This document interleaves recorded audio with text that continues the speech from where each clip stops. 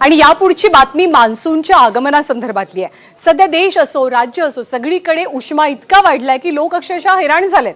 पण उकाड्याने हैराण झालेल्या प्रत्येक नागरिकासाठी दिलासा देणारी बातमी की यंदा मान्सूनचं वेळेआधीच आगमन होणार आहे केरळात। येत्या 26 मेला मान्सून केरळात धडकण्याचा अंदाज आहे।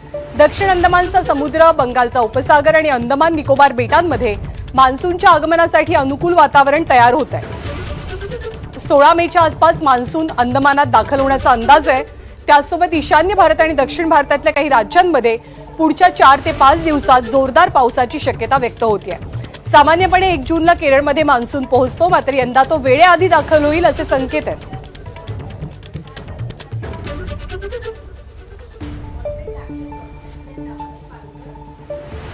आणि मान्सूनचं आगमन जरी यावेळेला वेळेच्या आधी होत असलं तरी मुंबईकरांना मात्र पाण्याची काटकसर करावी लागणार आहे। कारण आज